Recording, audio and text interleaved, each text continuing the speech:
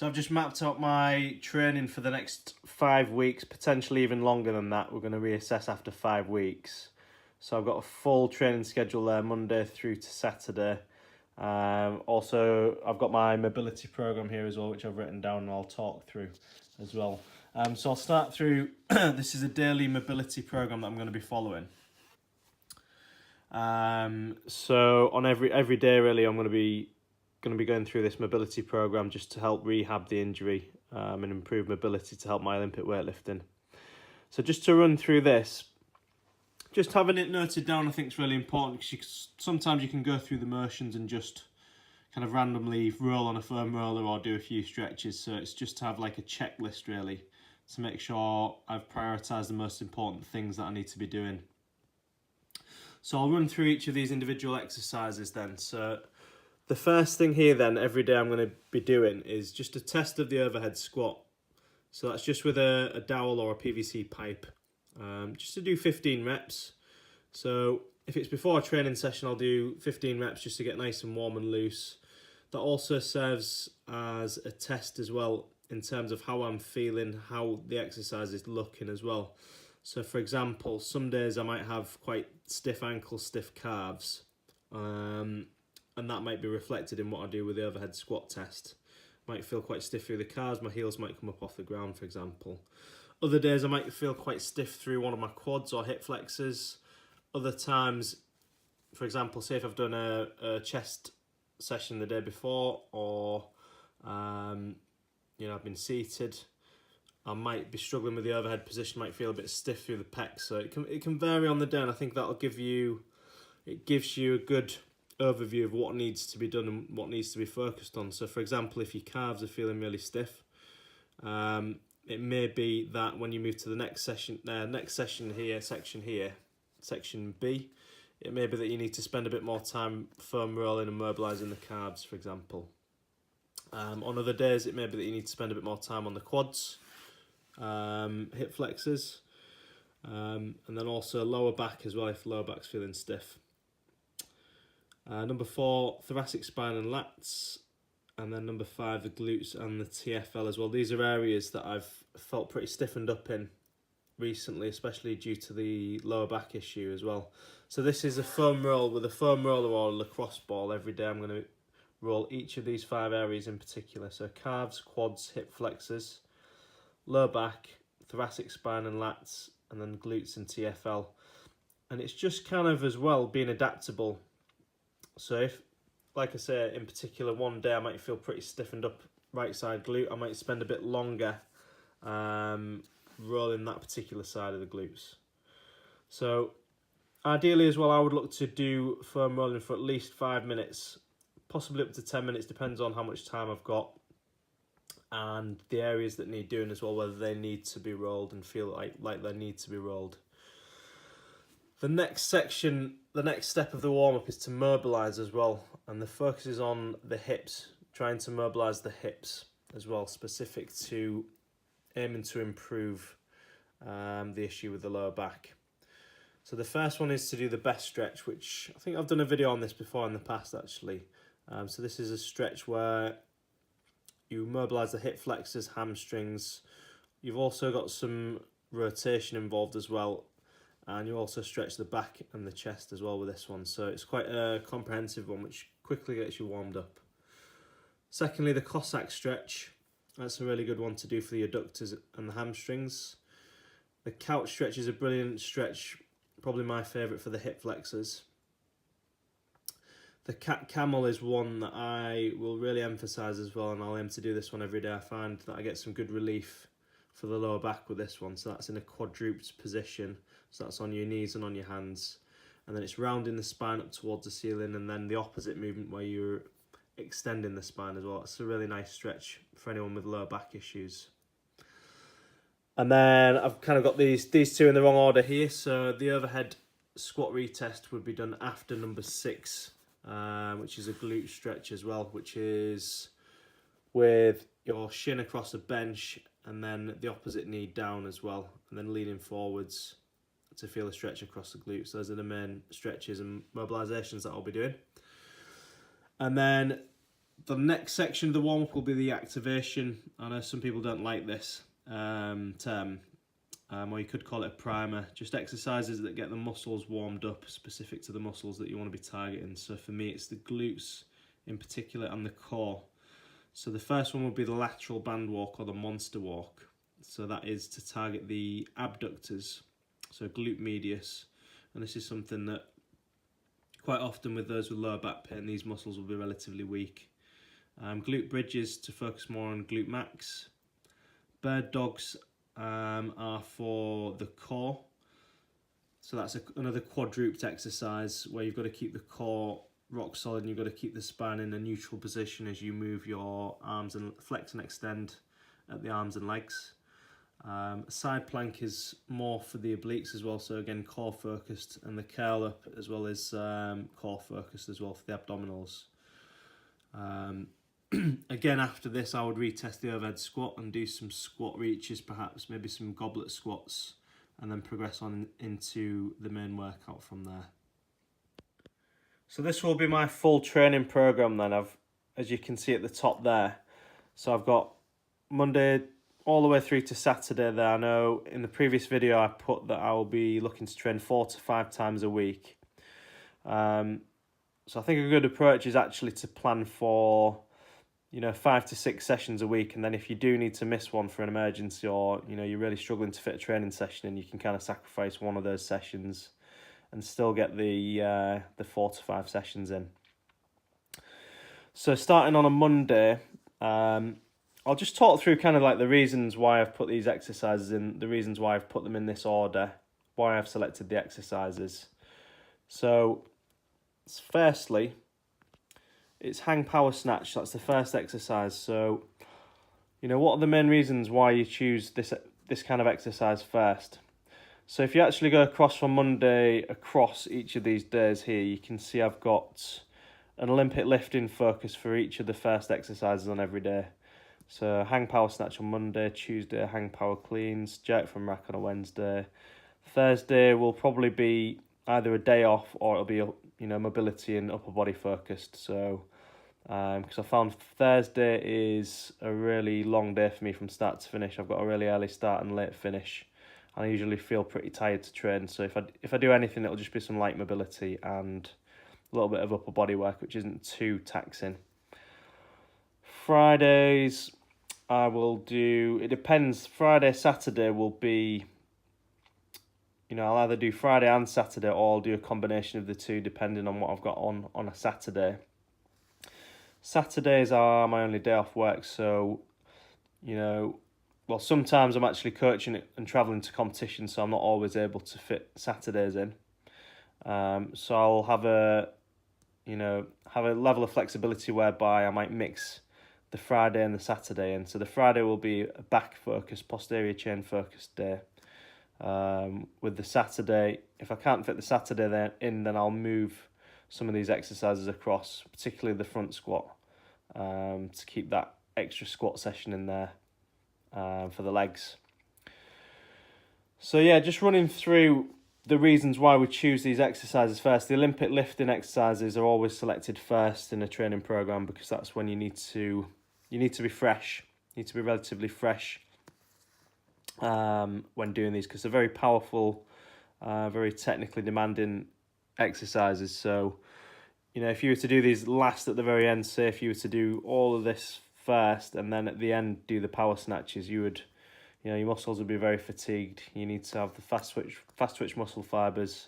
You need to have that neural response as well to be optimal for these quick, technically demanding movements. So it's ideal to do those first, and you'll still have a fair amount of energy to do the rest of the routine as well. So Monday I'm going to have as a focus again for the back and the posterior chain. So you'll notice I've got three days where I'm doing posterior chain back work. So Monday, Wednesday and Friday. Whereas I'll only have 1 to 2 upper body pressing sessions, Tuesday and then potentially a Thursday. So on a Monday, second exercise, back extensions. Then we've got prone row, hip thrust, pull-ups, single leg Romanian deadlifts, ab rollouts, and then some dumbbell curls in the end if you can fit those in. And then I also play tennis for an hour on a Monday as well. And it's looking at the reasons why you choose certain exercises. So why have I chosen to do hang power snatches? This is the most important thing to consider when you're writing a training program. It's exercise selection, and what are the reasons why you choose those exercises, and what benefit do they bring? If they don't bring a benefit, then you've probably not got the right exercise in there. So for me, the hang power snatch is relevant for me because I'm struggling with the back issue to lift a weight from the floor. So from hang, I find I can perform these with little discomfort. And then powers as well, I'm going to put these in, to start, because I need to work on extending longer. And also, as I'm just getting back into weightlifting, I want to be working with lighter weights to start with before going on to the full variations with heavier weights. So that's the main reason why I do hang power snatch. Back extensions I need to do to strengthen the lower back with isometric holds as well. So this is something where that's where you hold the position to strengthen the lower back. This is something that's highly regarded, especially in weightlifting, to help build lower back strength. Dumbbell promo, this has been an exercise that I've done recently that I've built some really good strength on, and I really enjoy doing these. So that's another reason for doing this, enjoyment, and to build that upper back and lat strength as well, which is something personally that's been relatively weak. So on my recovery from cleans, for example, my upper back with the heavier weights tends to round, so I need to build and focus strength, not only on the lower back with the back extensions, but with the upper back as well and through the lats. And I found this is a really good one you can do to isolate the upper back, because you're prone on a bench, there's no cheating. You're really targeting those upper back muscles from there.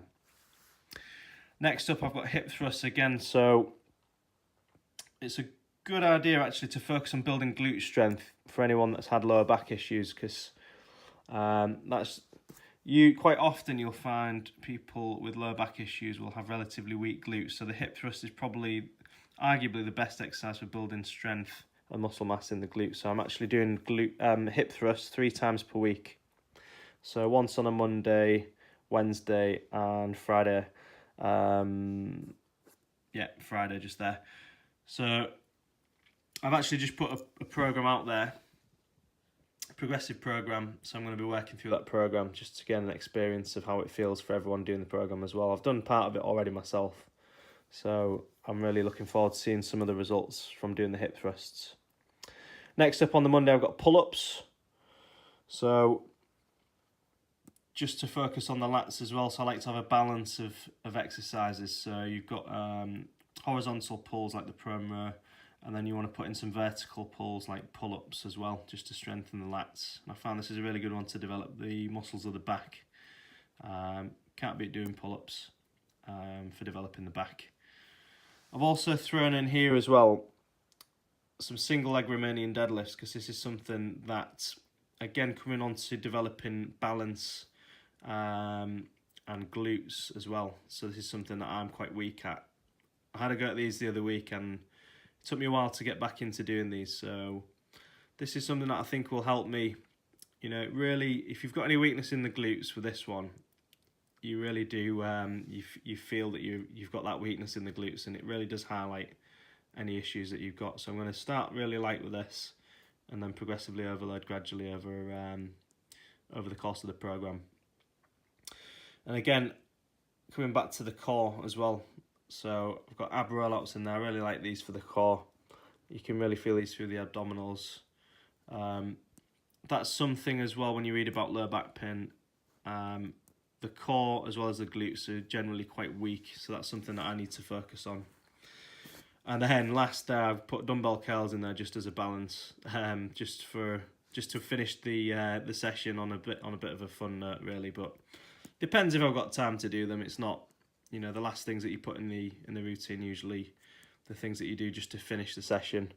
So and then again, every Monday I do tennis. I play tennis for an hour. I have a session with Mike. So that's something that I've got in there, cardio, just for cardiovascular health. I think it's really important. Moving on to Tuesday, I've got hang power cleans. So because I've done hang power snatch on the Monday, hang power cleans on Tuesday. Again, for the same reasons why I'm struggling to lift the weight from the floor at the moment, and because I'm just coming back into doing Olympic lifts. I want to be focusing on just technique, speed, not necessarily lifting big weights, so that's why I'll be looking to do these as a power variation. So the second exercise on the Tuesday will be front squats. So I'm going to be focusing on front squats, aiming to front squat twice per week. So I've already mentioned on the Friday or Saturday I'll be doing front squat, just over here. So that's something that I feel like I can push quite heavy. I've neglected doing them as well over the past few programs, so it's something I need to work on. But I can do these quite heavy and I don't feel any issue with the back, whereas with the back squats I've struggled with the lower back, feeling issues with the lower back on the next day. So that's the main reason for putting the front squats in there. Overhead presses. So in terms of prioritising a pressing movement for the upper body, I found strict overhead presses to be one of the best exercises because it's specific to the Olympic lifts. When you think of the jerk, overhead, you need to be strong and stable through the shoulders. So it's a specific exercise for upper body strengthening for the Olympic lifts to build the strength on that one. Next up, I've got multi-planar lunges. So basically it's just lunging in different directions, forwards, lateral and reverse lunges. So again, working on lower body development without overloading the spine as well, just to help me to strengthen the legs in different planes of movement as well. So be a good challenge for the adductors and for the glutes. Something a little bit different to what I'm used to, just moving in a single plane with the Olympic lifts. Landmine presses. This is where you've got the bar set up in the corner using the landmine attachment. I found this one to be a really good one actually for the shoulders. It's quite nice on the shoulders actually. It doesn't cause too many issues with the shoulder joint, but you really feel the shoulders working hard and the upper pecs as well.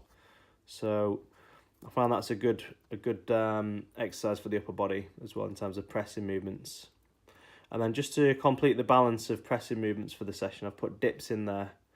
So now I know some people really struggle with dips for the shoulders, but I've done these quite heavy over the years and I find I respond really well to doing dips. So I really like doing those. I find that I get good tricep and shoulder development from doing dips. Finally, we've got single leg squats, again, glute focused. Something that I haven't done. So when you're looking to design a program, it's a good idea to look at exercises that you probably don't enjoy and struggle to do. So for me, single leg squats, I really feel those in the glutes when I do them correctly and I do them under control. So I'll just start doing these body weight with minimal range of movement and then build gradually over the program. And then I've put a little bit of CV in there for the upper body, some battle rope work as well. So a little bit for the upper body, a little bit of cardio, probably no more than 5 minutes, maybe a few intervals. We'll have a look at it as we go through. Moving on to Wednesday, jerk from the rack. Something that again, I think for a lot of weightlifters, the jerk is one of those lifts which, this is where the medals are won and lost with jerks. So it's good to do these from the rack. So you're unracking the bar from the rack. And then just focusing on the jerk itself can be really good just for focusing on the technique there. So it's a fast, explosive movement, very technical. So it'll be good to do that one first on the Wednesday. And then we're doing kind of like a split routine. If you look at what we've done the Monday, Tuesday, the Monday's been very posterior chain dominant. Tuesday's been it's squatting and pressing movements, and then we're back onto doing hinging, hip hinge, glutes, hamstrings, back movements as well, posterior chain exercises. So it's kind of a split routine which will allow the relevant recovery for the relevant muscle groups. So back to Wednesday, Romanian deadlifts. I've been doing these quite a lot recently and I've been getting quite strong on these and I've found my lower back's been responding really well to these. I've been okay. I've been feeling it through the muscles of the back, the hamstrings and the glutes, and I found that this has really strengthened my back actually, so it's a brilliant one that I'll look to keep in the programme to progressively overload on. Bent over row, I think that again that's another brilliant one for the back. This time you hold in a static position, isometric position that you would with the Romanian deadlift, but with a lot less weight. So again, a brilliant whole body exercise. You've got to keep everything braced in this position, the legs, the core, but then you're also challenging the big muscles of the lats and the upper back as well. Hip thrusts, as I've already mentioned, I'll be continuing the program 3 times per week, build up the glutes. And then I'm going to be putting in some chin-ups, so a little variation from pull-ups. So the chin-ups is with the neutral grip, or using the lat pull-down machine. And then this is something here as well that Neil Deaton introduced me to doing. I've seen them before, but I'd never really done them up until I'd trained for the powerlifting competition earlier in the year. The glute ham raise, it's something that I'm quite weak at as well. So again, it's focusing on weaknesses. What are you weak at? It'd be easy for me to pick a ton of exercises that I'm quite strong at and just do those, but quite often it's these weak links that can cause problems if you don't focus on them. So glute ham raise will be a brilliant one for me to work on and develop. And then cable reverse flight is a brilliant isolation exercise for the rhomboids, for the upper back.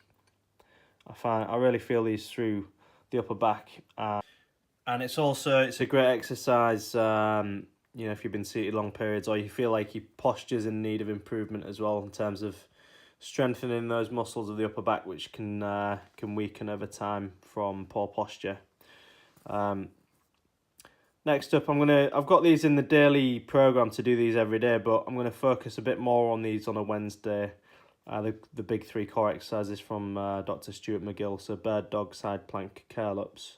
I'm going to spend a bit more time doing these on a Wednesday.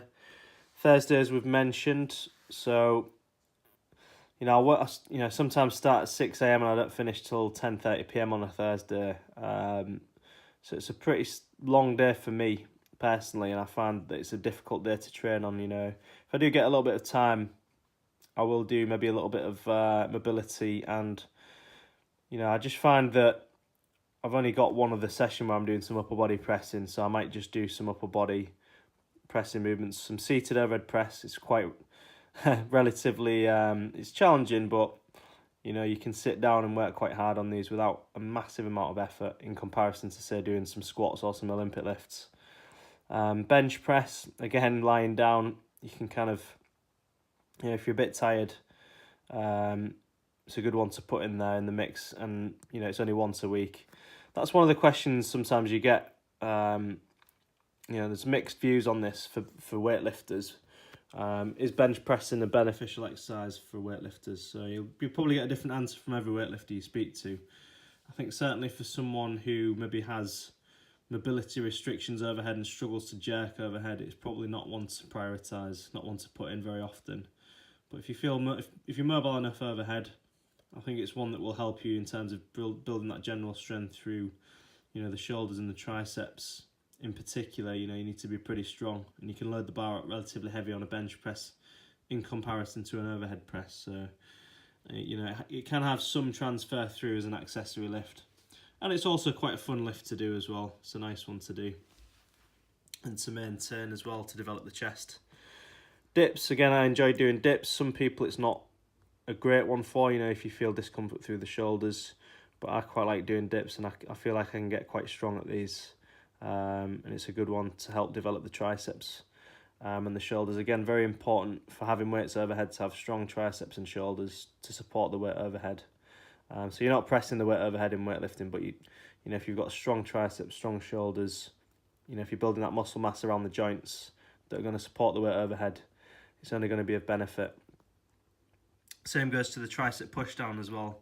Just a little bit of extra emphasis for the triceps. If I've got the time to fit these in, I'll put these in the end. So that's something that can have a little bit of transfer over to the Olympic lifts. And it's just for the balance of training as well. I'm looking at doing back-focused training Monday, Wednesday, Friday, and then it'll just be, Tuesday and perhaps Thursday for upper body pressing. So that's the ratio that I've got. And I think a lot of people will probably benefit from doing this kind of ratio, back exercises to chest exercises, or pulling to pushing exercises. Friday, bent over row again. I think again a great exercise for the back, brilliant exercise. I will put in, if I know on the Saturday I'm going to struggle to fit it in, whether it be you know, I'm going to be at a competition coaching, or, you know, it's the only day I've got off as well. I might have something on, a social event on a Saturday, because I work Sundays. If I'm not able to fit the Saturday training, I'll move the front squats across as a minimum from this session, and perhaps if I've got the time to, I'll put some block snatches in. But it will be a back focus session, so bent over rows, again developing that posterior chain hip thrusts as part of the program, like we've mentioned. Coming back to prone rows, so again, like we did on Monday, prone row, but this will be with a neutral grip again, so just a bit of variation. Back extensions again, I think this is a brilliant exercise again, one of the best for strengthening the back, the whole of the back, hamstrings, back and glutes. It's a brilliant one. That'll be one performed with a barbell on the back as well, which I think it's specific to the Olympic lifts, because you need to have quite an extended spine through the Olympic lifts, and this is one that helps to develop that position and that posture. I've also put in some machine rows in there as well, so some extra upper back work, again, because this is a weak point of mine. I do find on cleans and on jerk dips as well, my upper back will round, and my upper back muscles are relatively weak, so I need to focus and put a bit more volume in for my upper back. So I put some machine rows in there, and then also a little bit of this is a dumbbell shrug with external rotation, so you're basically seated on a bench. Again, another one that was introduced to me by Neil Deaton, and it's one that I find really benefits the rotator cuff. So you're basically seated on a bench, pair of dumbbells, relatively light. You shrug the dumbbells, the shoulders up to the ears, and then you bring the dumbbells overhead into kind of, 90 degrees at the shoulders, 90 degrees at the elbows, and with that external rotation, you feel posterior deltoids and the rotator cuff working really hard on those. So that's a good one for shoulder health. And then farmers walks as well. That's something as well for some additional conditioning I'll put in there. Basically just walking up and down with some heavy weights, carrying some heavy weights. So that's a good one for conditioning. It gets you breathing heavily. It gets you working the whole body, developing the grip, the traps, and also cardio as well. So Saturday, if we can fit this session in again, so we'll do block snatch, starting with snatch from the blocks. So again, variation, going from about mid-thigh. So instead of going from hang, we'll go from about mid-thigh. Because the lower back issue I've got, I'm struggling to do anything from the floor. So again, from blocks is another good variation at this stage. The same for cleans. You can do cleans from the blocks, power cleans and jerks. Jerks feel okay, I think, at the minute with the lower back, so I can continue to do those, and I can drop the weights on the blocks. Front squats, again, if I've not done them on the Friday and I'm doing them on the Saturday, I'll put those in next. So again, reason for the order of exercises, you put the most technically demanding, most powerful movements in first, whilst you're at your freshest. And then you look at the biggest lifts that demand the most energy next, so the front squat will be next.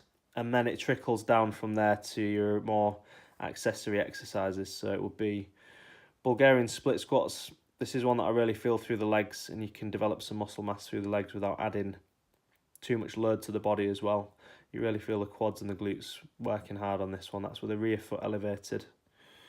And then again, coming back to the big three core exercises, the curl-ups, the side planks and bird dogs. A bit more emphasis on a Saturday in comparison to the other days. So rather than doing it in the warm-up, I would do it as a, really try and challenge myself as hard as possible on these on the Saturday, as well as I already have on the Wednesday as well. And then Sunday, I have that as a full day off training, because again, it's probably one of my busiest days in terms of me coaching people, from in the morning through to the evening usually. So usually find that quite difficult to fit a training session in on a Sunday. Once I factored in, eating in there as well, and then going back into the gym, it's usually, I finish when the club closes. So tend to have Sunday as a day off training as well, to recover fully from training. So, but likelihood will be I'll be looking at 4 to 5 training sessions per week. In terms of sets and reps, they will vary. So I'm gonna, because I've not got a competition booked in, these will vary. But typically with the Olympic lifts, and the first exercises that you do, these will be relatively low repetitions. So for example, hang power snatches, cleans, jerks from the rack. You probably won't be doing much more than 3-4 reps maximum on each of these to start. An absolute push, if I'm doing it more for conditioning, it'll be maybe 5 reps. And then again, as you go down through the exercises, the tendency will be the load will be lighter, but the repetitions will be higher as you go through the exercises. And I'll do this as we go through it. I'll document it as I go through, looking at, you know, the sets and repetitions and why you choose the sets and repetitions that you do as well. So again, it's not going to be a periodized program as such, because I haven't got a competition coming up. So that would be where you program in your sets and repetitions and the percentages, the amount of weight you're going to be lifting, you know, in every single session every week, you know, and how that changes gradually over the weeks. So I'm going to be looking really just at starting relatively light, focusing on technique with the Olympic lifts. And then with the other exercises, I'm going to gradually again build them up. If in doubt, just go light and gradual progressive overload, you know, taking a step back to hopefully take 2 steps forwards.